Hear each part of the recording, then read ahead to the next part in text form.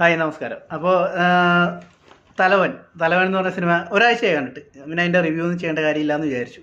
കാര്യം ആ സിനിമ എല്ലാവർക്കും അറിയാം. ഞാനും അതേപോലെ അഭിപ്രായങ്ങൾ കേട്ടിട്ടാണ് സിനിമ കണ്ടത്. നല്ല സിനിമയാണ്, പെർഫെക്റ്റ് സിനിമയാണ്.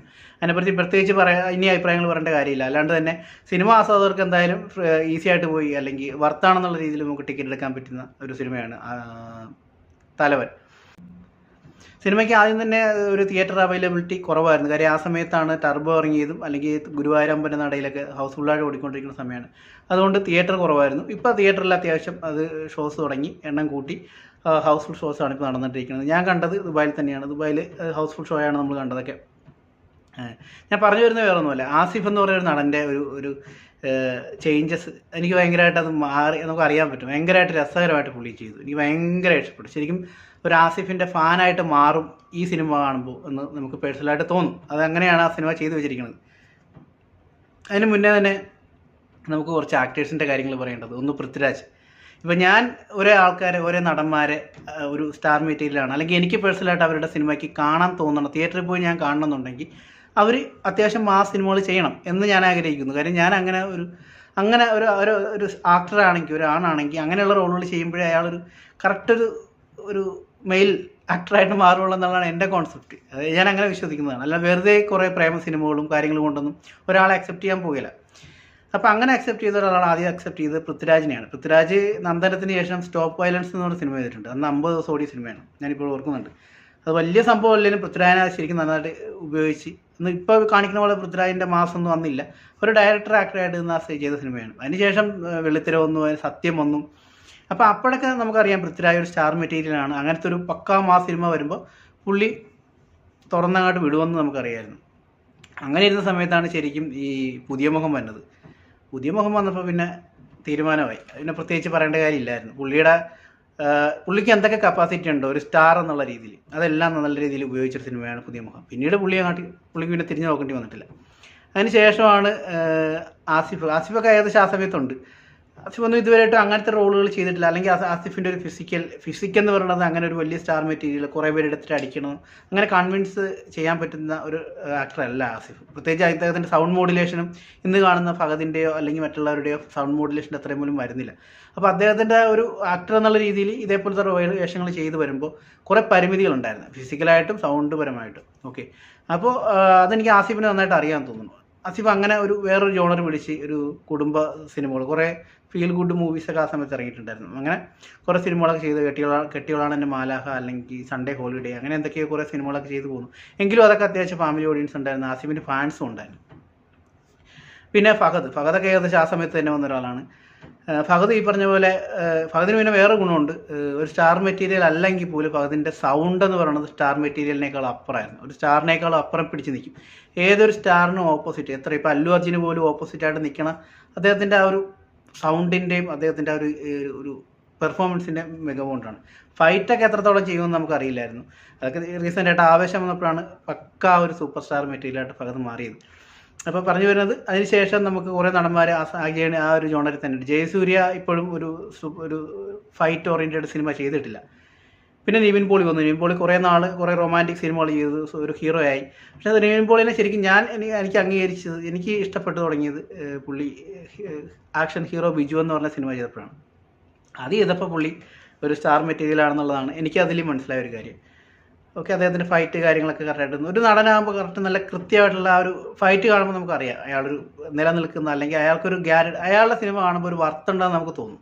പ്രത്യേകിച്ച് ഞാനൊക്കെ അങ്ങനെ ടിക്കറ്റ് എടുക്കുള്ളൂ, അല്ലാണ്ട് ഞാൻ പോയി എല്ലാവരുടെ സിനിമകളൊന്നും അങ്ങനെ കാണുന്ന ആളെന്നല്ല. പ്രത്യേകിച്ച് കുഞ്ചാക്കോൻ്റെ സിനിമകൾ ഞാൻ ഒട്ടും അങ്ങനെ തിയേറ്ററിൽ പോയി കാണാത്ത ഒരാളാണ്. പിന്നെ എന്തെങ്കിലും ഒരു വെറൈറ്റി വന്നെങ്കിലേ ഞാൻ പോയി കാണുള്ളൂ.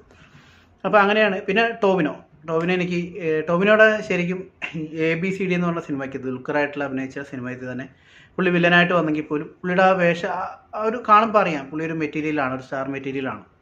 അതിനുശേഷം ഗപ്പി വന്നു. ഗപ്പി തിയേറ്ററിൽ ഓടിയില്ല. അന്ന് ഇതേപോലെ ടെലിഗ്രാമിലോ OTTയിലോ CD ഒക്കെ ഇറങ്ങിയപ്പോഴാണ് വിജയിച്ചത്. അതിൽ ടോവിനോയ്ക്ക് വളരെ നിരാശ ഉണ്ടായിരുന്നു ആ സമയത്തൊക്കെ. കാര്യം അത്രയും നല്ല രീതിയിൽ പെർഫോം ചെയ്തൊരു സിനിമയാണ്. ആ സിനിമയ്ക്ക് നമുക്ക് കാണുമ്പോൾ അറിയാം ടോവിനോ ഒരു പക്ക സ്റ്റാർ മെറ്റീരിയൽ ആണെന്നുള്ളത്. അതിനുശേഷം പുള്ളി ഈ മെക്സിക്കൻ അപാരത ഇറങ്ങി. പിന്നെ പുള്ളിക്ക് പറ്റിയ വേഷത്തിലേക്ക് ആളെത്തി. പിന്നെ അവിടെ കത്തി കയറുമായിരുന്നു. പിന്നെ ഇതുവരെ പുള്ളിക്ക് തിരിഞ്ഞു നോക്കേണ്ടി വന്നിട്ടില്ല.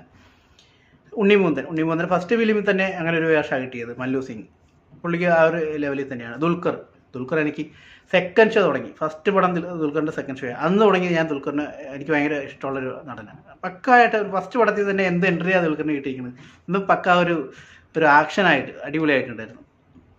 അപ്പോൾ അങ്ങനെയാണ് ഇവരുടെയൊക്കെ ഒരു ഇത് പോയിക്കൊണ്ടിരിക്കുന്നത്. ഞാൻ ദിലീപ് എന്ന് പറഞ്ഞ നടൻ ഒത്തിരി സിനിമകൾ ചെയ്തിട്ടുണ്ട്, ഒത്തിരി പ്രേക്ഷകരുണ്ട്, ഒത്തിരി ആരാധകരുണ്ട്. പക്ഷേ ദിലീപിനെ എനിക്ക് ഇഷ്ടപ്പെട്ടു തുടങ്ങിയത്, അല്ലെങ്കിൽ ദിലീപിൻ്റെ സിനിമ ഒരു അത്യാവശ്യം മാസ് ഉണ്ടെന്ന് എനിക്ക് തോന്നി തുടങ്ങിയത്, പലരും പറയുന്നത് റൺവേ എന്ന് പറഞ്ഞ സിനിമയാണ്. അത്യാവശ്യം ആക്ഷൻ ഓറിയൻറ്റഡ് ആയിട്ടുള്ള സിനിമ, ഒരു ആക്ഷൻ മൂവി ദിലീപിൻ്റെ എന്ന് പറഞ്ഞത് റൺവേ ആണ്. പക്ഷേ എനിക്ക് റൺവേക്കാൾ ആക്ഷനായിട്ട് തോന്നിയൊരു സിനിമ ലയനാണ്. ലയണിൽ ദിലീപിൻ്റെ വേഷം അത് ശരിക്കും ഞെട്ടിപ്പോയി. ദിലീപ് അങ്ങനത്തെ ഒരു വേഷം, അത് കറക്റ്റായിട്ട് ഹ്യൂമർ ആണെങ്കിൽ പോലും ഒരു പരിധിവരെ ഹ്യൂമർ അതിനകത്ത് ആഡ് ചെയ്തിട്ടുണ്ടെങ്കിൽ പോലും അത് ശരിക്കും ഹ്യൂമറായിട്ടൊരു സിനിമയല്ല. അത് പക്ക ലക്ഷ്യമുള്ള ഒരാളുടെ ഒരു ഭയങ്കര ഇൻറ്റൻഷനോട് കൂടിയുള്ള ഒരു കറക്റ്റ് ഒരു മൂഡിൽ പോകുന്ന ഒരു ക്യാരക്ടറാണത്. അത് അടിപൊളിയായിട്ടുണ്ട് ദിലീപ്. പിന്നെ വേറൊരു കാര്യം പറയാനുള്ളത്, ഈ ആസിഫ് അലി കുറേയൊക്കെ ഒരു കോംപ്ലക്സ് അടിച്ച് പുറകോട്ട് പോയെന്ന് തോന്നുന്നു. ഈ പടങ്ങൾ ഹിറ്റാവുന്നുമില്ല, ഫാൻസുകാർ ചീത്തം വിളിക്കുന്നു, എന്തോരം ട്രോളുകൾ ആസിഫിനെ പറ്റി വന്നിട്ടുള്ളത്. അപ്പോൾ ഈ കാപ്പ എന്ന് പറഞ്ഞ സിനിമ ഞാൻ അന്നേരം ആസിഫിനെ ശ്രദ്ധിച്ചത്, അതിൻ്റെ ഒരു ലോഞ്ചിങ്ങിനാണ് തോന്നുന്നത്. പൃഥ്വിരാജ് വരുന്നുണ്ട്. അപ്പോൾ ആസിഫിൻ്റെ മൊത്തം ഒരു ചമ്മൽ, കാര്യം ആസിഫ് ഒരു സ്റ്റാർ അല്ലേ എന്നുള്ള മൊത്തത്തിലൊരു, ആ സിനിമയ്ക്കകത്ത് ഒരു സ്റ്റാർ അല്ല, ഒരു പൃഥ്വിരാജാണ് മേലായിട്ട് നിൽക്കുന്നത്, അതിൻ്റെ താഴെ നിൽക്കുന്ന ഒരു സ്റ്റാറായിട്ടാണ്. അപ്പോൾ അങ്ങനത്തെ ഒരു ടൈപ്പ് ക്യാരക്ടറിലേക്ക് ആസിഫ് ഒതുങ്ങിപ്പോകുന്നു എന്നുള്ളൊരു ചമ്മലാണോ, പുള്ളിയുടെ മുഖത്ത് ആ ഒരു ടെൻഷൻ അതിൻ്റെ ആ ലോഞ്ചിങ്ങിലൊക്കെ ഉണ്ടായിരുന്നു. ഞാനത് ശരിക്കും എനിക്ക് അങ്ങനെ തോന്നി ആസിഫിൻ്റെ രീതികൾ കണ്ടപ്പോൾ. ആസിഫ് അത് കഴിഞ്ഞിട്ട് കുറച്ച് ചോട് മാറ്റിയൊക്കെ നോക്കി, നമ്മുടെ സിബി മലയിൽ പോലുള്ള ഡയറക്ടേഴ്സിനൊക്കെ അവരുടെ സിനിമകളിൽ അഭിനയിച്ചു. അപ്പോഴും പടങ്ങൾ ഹിറ്റാകുന്നില്ല. ആസിഫ് വീണ്ടും ഇൻ്റർവ്യൂകളിൽ വന്നിരുന്നിട്ട് ഇങ്ങനെ ഓരോ എക്സ്ക്യൂസ് പറഞ്ഞ്, അല്ലെങ്കിൽ ടോൺ മാറ്റി, ഇപ്പോൾ ലാലേട്ടൻ കിരീടത്തിൽ അഭിനയിച്ച കാര്യങ്ങളെപ്പറ്റി പറയുന്നു. കാര്യം സിനിമ ഹിറ്റാകുന്നില്ല, പുള്ളി ഇങ്ങനെയുള്ള കാര്യങ്ങളൊക്കെയാണ് പറഞ്ഞിട്ടിരിക്കുന്നത്. ശരിക്കും നമുക്കത് ആ സമയത്തൊക്കെ പുള്ളിയുടെ ഒരു ഇത് തോന്നിയായിരുന്നു. കാര്യം ഇപ്പോൾ സിനിമകളെല്ലാം മാറിക്കൊണ്ടിരിക്കുകയാണ്, ഫീൽ ഗുഡ് സിനിമകളൊന്നും അല്ല ഇപ്പോൾ വന്നിട്ടിരിക്കുന്നത്, ഇപ്പോൾ വേറൊരു തലത്തിലുള്ള സിനിമകളാണ് വന്നിട്ടിരിക്കുന്നത്. അപ്പോൾ ആ സിനിമയ്ക്കകത്ത് ആസിഫൊക്കെ ഒന്ന് കട്ടയ്ക്കൊന്ന് ശരീരമൊക്കെ റെഡിയാക്കി കുറച്ചും കൂടിയൊക്കെ ഒന്ന് സ്മോക്കൊക്കെ ചെയ്ത് കുറച്ചും കൂടി കണ്ണിലും ഇങ്ങനെ തിളയ്ക്കുന്ന പോലത്തെ റോളുകളൊക്കെ ചെയ്യണം. ഫഹദൊക്കെ ചെയ്യുന്ന പോലെ കത്തി നീക്കണം. അതായത് ഒറ്റ ഷോട്ടിൽ തന്നെ ആൾ കത്തി ഇങ്ങനെ കണ്ണിൽ നിന്നൊക്കെ എന്താണ് തീപ്പന്തങ്ങൾ പുറത്തേക്ക് കയറണം. അപ്പോഴേ ഇപ്പോഴത്തെ ഫാൻസ് അങ്ങനെ അവസരങ്ങൾ വരുമ്പോഴേ ഇപ്പോഴുള്ള ഫാൻസൊക്കെ തിയേറ്ററിൽ എണീറ്റ് നിന്ന് ഇങ്ങനെ കൈയടിക്കുള്ളൂ. അങ്ങനത്തെ ഒരു രീതിക്കാണ് ഇപ്പോൾ സിനിമ പോയിക്കൊണ്ടിരിക്കുന്നത്. അപ്പോൾ ആസിഫ് അങ്ങനത്തെ ഒരു കാലഘട്ടത്തിൽ വരുമ്പോൾ ആസിഫിന് പിടിച്ച് നിൽക്കാൻ പറ്റുന്നില്ല എന്നുള്ള ഒരു തോന്നലാണോ, അല്ലെങ്കിൽ ആസിഫൊക്കെ ഇനി കയറി വരുമോ എന്ന് എനിക്ക് സംശയം ഉണ്ടായിരുന്നു. അപ്പോൾ ആസിഫും ഇതേപോലെ ഒരു വിജയം ഒത്തിരി ആഗ്രഹിച്ചു എന്നുള്ളതാണ് നമുക്ക് മനസ്സിലായത്. കാര്യം ഈ സിനിമയുടെ വിജയത്തിൽ ആസിഫ് അദ്ദേഹത്തിൻ്റെ ഫാദർ അമ്മയും അച്ഛനെയും കൊണ്ടുവന്ന് കേക്കൊക്കെ മുറിക്കുന്നുണ്ട്. അപ്പോൾ അത്രത്തോളം പുള്ളി വെയിറ്റ് ചെയ്തൊരു സിനിമയായിരുന്നത്. അതുകൊണ്ട് തന്നെ നല്ല രീതിയിൽ പ്രൊമോഷനും പോയിട്ടുണ്ട്. ഒരു കാലത്ത് ഒരിടയ്ക്ക് ഒട്ടുമിക്ക നടന്മാരും പ്രൊമോഷന് പോകുന്നില്ലായിരുന്നു. ഇപ്പോൾ എന്ന് പറയുമ്പോൾ പ്രൊമോഷൻ ഏറ്റവും കൂടുതൽ പോയിക്കൊണ്ടിരിക്കുന്നത് നടന്മാരാണ്. അവർ തിയേറ്ററിൽ പോകുന്ന എത്ര സ്ഥലങ്ങളിൽ പോകുന്നുണ്ട്. അപ്പോൾ അങ്ങനെ ഒരു സംഭവത്തിലാണ് പോയിക്കൊണ്ടിരിക്കുന്നത്. കുട്ടികളാണ് എൻ്റെ മാലാഖ സിനിമ ഫീൽ ഗുഡ് മൂവിയായിരുന്നു. അതിനുശേഷം ആസിഫിൻ്റെതായിട്ടുള്ള സിനിമകൾ കൂമൺ വന്നു. കൂമൺ ഹിറ്റാണ് ശരിക്കും. പക്ഷേ അത് കൂമൺ എന്ന് പറയുന്ന സിനിമ ആസിഫ് ഇല്ലേൽ ഹിറ്റാണ് സിനിമയാണ്. കാര്യം ജിത്തു ജോസഫിൻ്റെ നല്ല സ്ക്രിപ്റ്റ്, നല്ല ഡയറക്ഷൻ, പുള്ളിക്കറിയാം ആരെ വെച്ച് വേണമെങ്കിലും ആ പടം ഹിറ്റടിക്കാനുള്ളത്. ഇപ്പം മെമ്മറീസ് എന്ന് പറഞ്ഞ സിനിമ പൃഥ്വിരാജ് അഭിനയിച്ചില്ല, ആ പടം ഹിറ്റാണ്. അത് അങ്ങനത്തെ ഒരു സ്ക്രിപ്റ്റാണ്, അങ്ങനത്തെ ഒരു സ്ക്രിപ്റ്റും അങ്ങനത്തെ ഒരു മേക്കിങ്ങുമാണ്. അതേപോലെ ദൃശ്യം ആരെ അഭിനയിച്ചാലും ഹിറ്റാണ്, നമുക്കറിയാം. പിന്നെ എത്രത്തോളം ഹിറ്റായി എന്നുള്ളത് ആ നടന്മാരുടെ ഫാൻ ബേസ് വെച്ച് തന്നെയാണ്. അപ്പോൾ അങ്ങനെ പോയിക്കൊണ്ടിരിക്കുന്ന ആസിഫിൻ്റെ ഒരു കരിയർ എനിക്ക് പേഴ്സണലായിട്ട് ഇഷ്ടപ്പെട്ടത് ഈ സിനിമ കണ്ടപ്പോൾ, തലവൻ കണ്ടപ്പോൾ ശരിക്കും ഞാൻ ആസിഫിൻ്റെ ഒരു ഫാനായി. കൂമൺ കണ്ടപ്പോൾ എനിക്ക് ഭയങ്കരമായിട്ട് ഇഷ്ടപ്പെട്ടു. ഇപ്പോൾ ആസിഫിനെ അത്രയും അങ്ങനെ ഒരു ത്രില്ലർ മൂവിയാണ്, അത്രയും രീതിക്കൊന്നും ഒരു മെയിൽ ഡോമിനൻ്റ് ആയിട്ട് അവിടെ കാണിച്ചിട്ടില്ല. പക്ഷേ തലവൻ്റെ അകത്ത് പക്കായിട്ട് കാണിച്ചിട്ടുണ്ട്. പിന്നെ അറിയാം, നിങ്ങൾക്ക് എല്ലാവർക്കും അറിയാം, തലവൻ എന്ന് പറഞ്ഞ സിനിമ നമ്മുടെ ജിസ്ജോയുടെ സൗണ്ട് എല്ലാവർക്കും അറിയാമെന്ന് വിചാരിക്കണം. നമ്മുടെ അല്ലു അർജുനെ വേറൊരു പേരാണ് അല്ലു അർജുൻ്റെ സൗണ്ട് മലയാളികൾക്ക് എല്ലാവർക്കും അറിയാം. ആ സൗണ്ട് എന്ന് പറയുന്നത് ജിസ്ജോയി ഡബ് ചെയ്ത സൗണ്ട് തന്നെയാണ്. അപ്പോൾ പുള്ളി ഒരു കാര്യങ്ങളെ നരേറ്റ് ചെയ്യണത് ഭയങ്കര രസകരമാണ് കേട്ടോ. ഇപ്പം ഞാൻ ഈ സിനിമ കണ്ടതുകൊണ്ടല്ല, ഈ സിനിമ കണ്ടതിന് ശേഷം അതിന് മുന്നേ എവിടെയോ ഞാൻ ഈ മോഹൻലാലുമായിട്ടുള്ള എക്സ്പീരിയൻസ് ഒക്കെ ഷെയർ ചെയ്യുന്നുണ്ടായിരുന്നു. അത് ഈ മോഹൻലാൽ ഫാൻസിൻ്റെ പേജിലുണ്ട്, ജിസ്ജോയി മോഹൻലാലുമായിട്ടുള്ള എക്സ്പീരിയൻസ് ഷെയർ ചെയ്യണം. ശരിക്കും ആ എക്സ്പീരിയൻസ് ഷെയർ ചെയ്യുമ്പോൾ നമ്മൾ എന്ത് രസകരമായിട്ടാണ് പുള്ളി ഒരു നരേറ്റ് ചെയ്യണത്. നമ്മൾ ശരിക്കും അതിനകത്ത് ഇങ്ങനെ ഇരുന്ന് പോകും. ശരിക്കും ജിസ്ജോയിയുടെ ഭയങ്കരമായിട്ട് ഇഷ്ടം തോന്നിപ്പോവും. അപ്പോൾ അങ്ങനെ ഒരു കഴിവുള്ള ഒരാൾ ഒരു സിനിമ എടുക്കുമ്പോൾ എന്ന് പറയുമ്പോൾ എന്തായാലും നമുക്കത് ഇഷ്ടപ്പെടും. പുള്ളി അങ്ങനെയാണ് ആ സിനിമ മേക്ക് ചെയ്തിരിക്കുന്നത്. സിനിമയിലേക്ക് വരുമ്പോൾ രണ്ട് സത്യസന്ധരായ രണ്ട് ഓഫീസർമാരുടെ കോൺഫ്ലിക്റ്റ്, അതിൽ നിന്ന് വരുന്ന പ്രശ്നങ്ങൾ, അതങ്ങനെ ഒരു വഴിക്ക് പോകുമ്പോൾ ഇവർ രണ്ടുപേരും ടാർഗറ്റ് ചെയ്തുകൊണ്ട് വേറൊരു പ്രശ്നങ്ങൾ വരുന്നത്.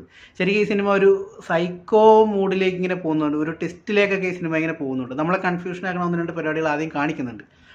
ബട്ട് സ്റ്റിൽ ഈ സിനിമ എനിക്ക് വേറൊരു എക്സ്പീരിയൻസ് ആണെന്ന് പറഞ്ഞാൽ, ഈ സിനിമ തുടങ്ങി ഒരു 2-3 മിനിറ്റിന് ശേഷം ഉണ്ടല്ലോ, നമ്മൾ ഈ സിനിമയ്ക്കകത്ത് എങ്ങോട്ട് എൻഗേജ്ഡ് ആവുകയാണ്.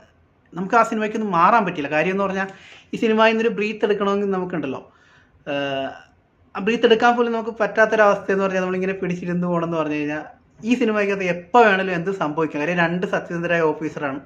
അതിനിടയ്ക്ക് ഇവരെ കൺഫ്യൂഷൻ ആക്കുന്ന രീതിയിൽ, ഇവരെ കൊടുക്കുന്ന രീതിയിൽ അവിടെ ക്രൈം നടന്നിട്ടിരിക്കുകയാണ് ഒരു ഭാഗത്തുകൂടി, കൊലപാതകം നടക്കുകയാണ്. അപ്പോൾ ഇവർക്കും അതിനിടയ്ക്ക് അറ്റാക്ക്, ഇവരുടെ ഫാമിലീസിനെ ചിലപ്പോൾ അറ്റാക്ക് ചെയ്യുന്ന സാഹചര്യങ്ങൾ. അപ്പോൾ ഇങ്ങനെയൊക്കെ സാഹചര്യങ്ങൾ വരേണ്ട സമയത്ത് ഈ സിനിമ എപ്പോഴും എന്ത് വേണമെങ്കിലും സംഭവിക്കുക എന്നുള്ള രീതിയിലാണ് നമ്മൾ. അപ്പോൾ നമ്മളിങ്ങനെ തിരിഞ്ഞാൽ നമുക്കൊന്ന് റെസ്റ്റ് എടുക്കാൻ, ബ്രീത്ത് എടുക്കാൻ പോലും സമയമില്ലാത്ത പോലെ അത്ര എൻഗേജ്ഡ് ആയിട്ടാണ് ഈ സിനിമ ഇവർ കൊണ്ടുപോയിരിക്കുന്നത്. അത് ചില സീനുകളൊക്കെ ക്യാമറ ഇങ്ങനെ കൊണ്ടുവരുമ്പോൾ ഞാൻ വിചാരിക്കുമോ ഇവർക്ക് എന്തെങ്കിലും സംഭവിക്കുമോ എന്നൊക്കെ പേടിച്ചു പോകുന്ന സീനുകളൊക്കെ ഉണ്ട്. ശരിക്കും അങ്ങനെ സംഭവിക്കുന്നില്ല ചില സമയത്ത്. പക്ഷേ അങ്ങനെ കറക്റ്റായിട്ട് ആ ഒരു ടെമ്പോ, ആ ഒരു മൂഡ് കറക്റ്റായിട്ട് ത്രൂ ഔട്ട് ഈ സിനിമയ്ക്കകത്ത് കൊണ്ടുപോയിട്ടുണ്ട്. പിന്നെ ആ മൂഡിന് പറ്റിയ 2 ആൾക്കാരാണ് ആസിഫും ബിജു മേനോനും, സത്യസന്ധരായ 2 ഓഫീസർമാർ. ബിജു മേനോൻ്റെ സൗണ്ട് മോഡുലേഷനും പെർഫോമൻസും നമുക്ക് അറിയാം. ഓക്കെ, അത് വേറൊരു ലെവലാണ്. എനിക്ക് ഇതിനകത്ത് തോന്നിയൊരു കാര്യം, ബിജു മേനോൻ കുറച്ചും കൂടി ഫിസിക്കൊന്ന് റെഡിയാക്കേണ്ടിയിരിക്കുന്നു. കാര്യം ഇതിനകത്തൊരു ജയിലിൽ വെച്ചുള്ളൊരു ഫൈറ്റ് ഉണ്ട്. ഫൈറ്റൊക്കെ അടിപൊളിയായിട്ട് ചെയ്തിട്ടുണ്ട്. പക്ഷേ ഈ ബിജു മേനോൻ കുറച്ചും കൂടി ഫൈറ്റ് പവർഫുള്ളായിട്ടൊരു ബോഡിയൊക്കെ ഒന്ന് കൈക്കൊക്കെ ഒന്ന് അടിച്ച് നിർത്തി കഴിഞ്ഞാൽ ആ ഫൈറ്റ് ചെയ്യുമ്പോൾ കുറച്ചും കൂടി കൺവിൻസ്ഡ് ആവുമെന്ന് എനിക്ക് പേഴ്സണലായിട്ട് തോന്നി. എനിക്കതാണ് തോന്നിയത്. ബാക്കി ആസിഫിൻ്റെ ആ മീശയും ഡയലോഗ് ഡെലിവറി, എൻ്റെ പൊന്നോ കണ്ണിൻ്റെ ചലനമൊക്കെ എന്ത് അടിപൊളിയായിട്ടാണ് ചെയ്തിരിക്കുന്നത്. എനിക്ക് ഒന്നുകൂടി ആ ആസിഫിൻ്റെ പെർഫോമൻസ് കാണണമെന്നുണ്ട്. അത് ഓരോ ഡയലോഗും ഓരോ കാര്യങ്ങൾ ഒരു പങ്ക്ചറായിട്ട് പറയണതും, അത്യാവശ്യം കുഴപ്പമില്ലാത്തൊരു ഫൈറ്റ് സീനൊക്കെ കാണിക്കുന്നുണ്ട്. ത്രൂ ഔട്ട് ഈ സിനിമ കൊണ്ടുപോയിരിക്കുന്നത് ഭയങ്കര എക്സ്പീരിയൻസ് ആയിരുന്നു. എനിക്ക് ഭയങ്കരമായിട്ട് ഇഷ്ടപ്പെട്ടു. പിന്നെ അതിനകത്ത് വരുന്ന ഒരു ടെസ്റ്റ് ഉണ്ടാവുമല്ലോ, ആ ഒരു വില്ലൻ കഥാപാത്രം, പുള്ളിയുടെ ഫൈറ്റൊക്കെ കാണിക്കണം ഓക്കെയാണ്. പക്ഷേ ഇവർ രണ്ടുപേരും ഒരു കറക്റ്റ് ടെമ്പോയിൽ ഒരു സ്പീഡിൽ ഈ ക്യാരക്ടർ ഇങ്ങനെ കൊണ്ടുപോകുന്നു, ആസിഫ് അലിയുടെയും ബിജു മേനോൻ്റെ.